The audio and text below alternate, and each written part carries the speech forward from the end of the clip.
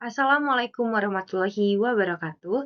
Perkenalkan, nama saya Angelina Desrianti Putri dengan NPM 062440111831 dari kelas 4 PJJA. Di sini saya akan memenuhi tugas dari mata kuliah pengantar GIS dan LDD mengenai resume pemaparan materi ke-6 data GIS, raster, dan vektor.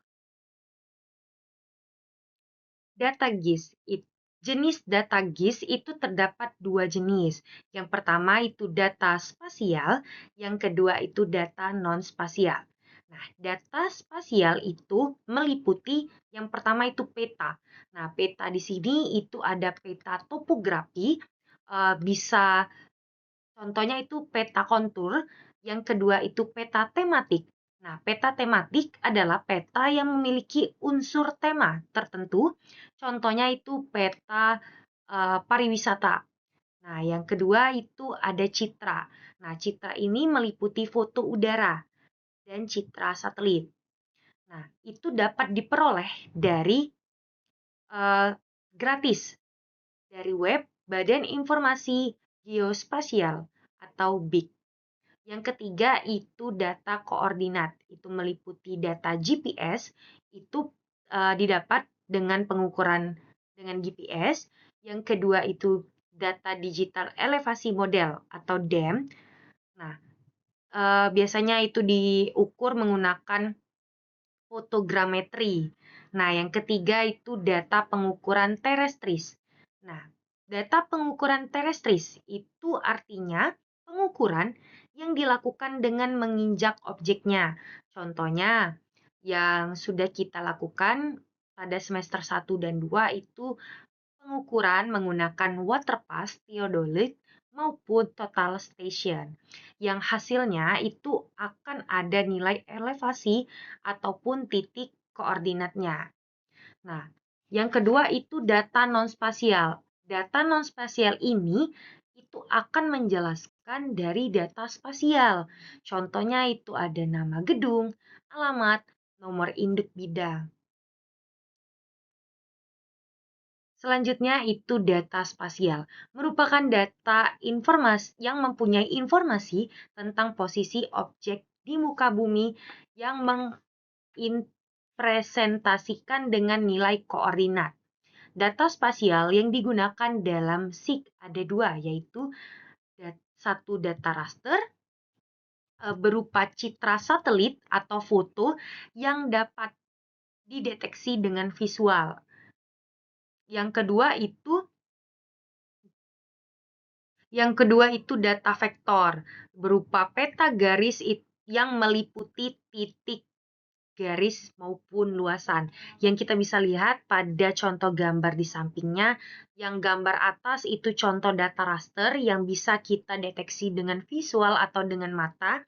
Kita bisa lihat ada gedung, ada taman, ada lapangan. Nah, yang di bawahnya itu ada contoh data vektor yang merupakan peta garis yang meliputi titik, garis, maupun luasan dari areanya. Selanjutnya itu representasi titik garis area dari model data raster dan vektor. Model data raster. Tingkat keakurasian model ini sangat tergantung pada ukuran piksel atau biasa disebut dengan resolusi. Kita bisa lihat. Selanjutnya itu karakteristik data raster. Itu terletak pada baris dan kolomnya. Nah, karakteristik utama data raster adalah bahwa dalam setiap sel atau piksel itu mempunyai nilai. Contoh raster DEM. Pikselnya memiliki nilai ketinggian. Lokasi dalam setiap sel atau piksel itu didefinisikan dalam bentuk baris dan kolom, di mana di dalamnya terdapat informasi mengenai posisi. Oleh karena itu, karakteristik data raster itu sangat berpengaruh pada baris dan kolomnya. Selanjutnya kita bisa lihat pada gambar di atas itu contoh data model raster yang digambarkan melalui grid cell. Jadi tiap grid cell, satu grid cell itu merupakan titik. Jikalau grid cell itu membuat garis panjang, itu disebut garis. Jikalau grid cell itu banyak, itu akan mencakup luasan area, di mana pada raster data model ini baris dulu baru kolom. Nah, pada gambar yang di bawah itu merupakan data model vektor yang berupa titik koordinat. Di dalam data model vektor ini juga terdapat garis dan juga luasan areanya. Selanjutnya itu penyimpanan data vektor.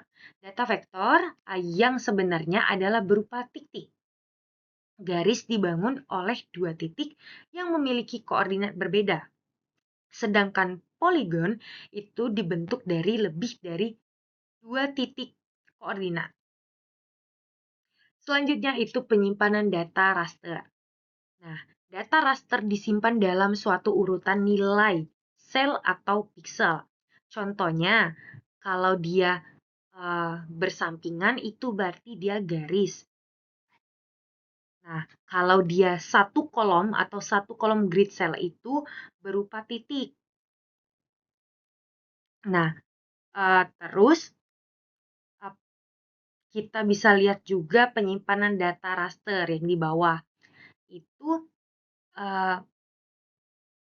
semakin pikselnya halus atau kecil, maka makin tinggi juga resolusi dan penyimpanannya itu makin besar.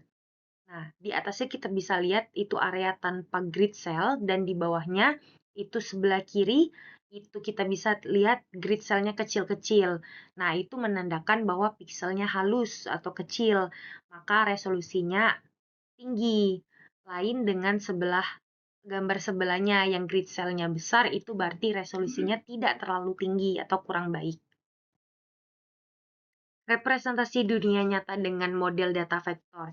Kita bisa lihat pada gambar yang kiri itu adalah contoh dari gambar raster yang berupa pixel. Nah, sedangkan gambar sebelah kanan itu dari data raster sudah dapat titik koordinat. Yang gambar sebelah kanannya itu contoh dari vektor yang meliputi titik, garis, dan luasan area. Selanjutnya itu sistem koordinat model data vektor dan raster. Nah, itu contoh dari sebuah data raster jikalau kita ingin mendapatkan titik koordinatnya, walaupun itu dalam satu raster grid cell itu terdapat dua titik koordinat, yang menjadi acuan kita itu pada titik koordinat kiri bawah. Nah, berarti itu menunjukkan titik koordinatnya 5,1. Begitupun data raster ini yang menjadi acuan untuk kita melihat titik koordinatnya itu ada pada bagian kiri bawah di panah merah. Kita bisa lihat titik koordinatnya di 300, 500, 500, 900, 600. Kiri bawah acuan kita. Jikalau ada data raster, kita ingin menarik titik koordinatnya. Ini kita bisa lihat dari contoh data vektor ini. Masih sama, data vektor itu akan meliputi titik, garis, dan luasan atau poligon. Selanjutnya ini ada keunggulan data vektor dan raster. Manakah yang paling baik digunakan? Nah, digunakannya data raster dan vektor itu yang paling baik itu tergantung lagi dari kebutuhan dan diperuntukkan untuk apa data tersebut. Apakah untuk peta citra ataukah untuk peta garis. Jadi kembali lagi diperuntukkan untuk apa dulu sehingga kita dapat menentukan data vektor atau data raster yang digunakan. Selanjutnya itu ada kedua model data spasial berbasis raster ataupun vektor.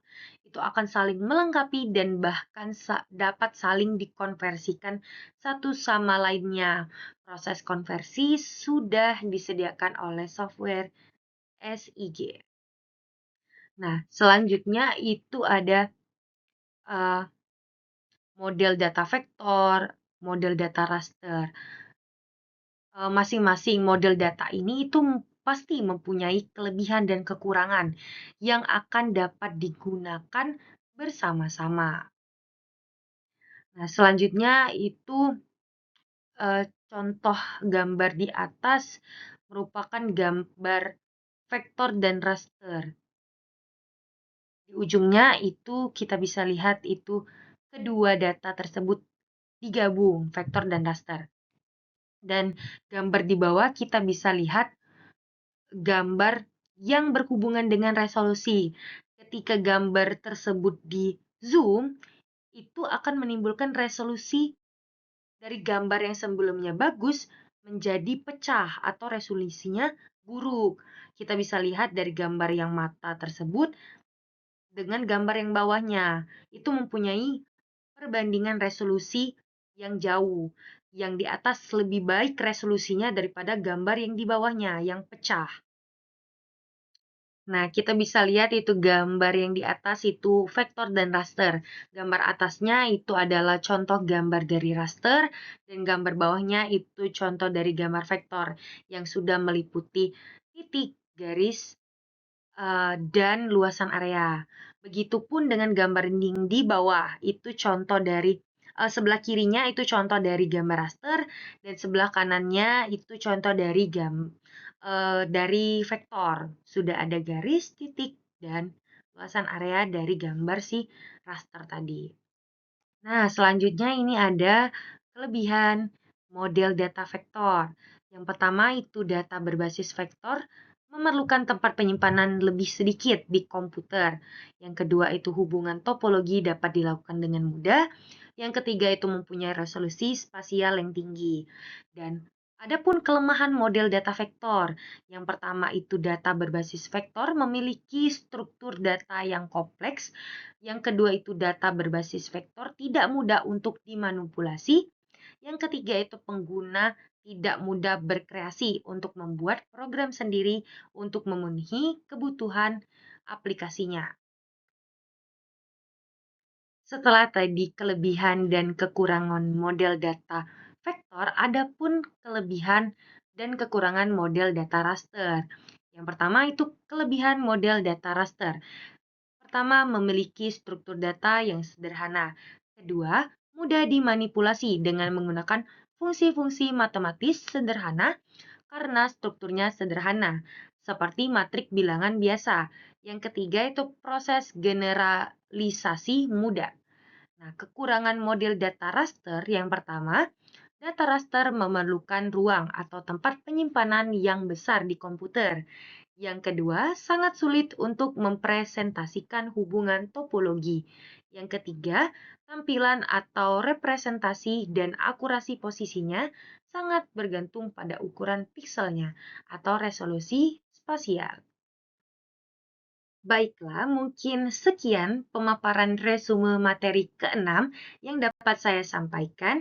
Saya memohon maaf apabila dalam penyampaian saya masih terdapat kesalahan. Saya akhiri wabillahi taufiq wal hidayah. Wassalamualaikum warahmatullahi wabarakatuh.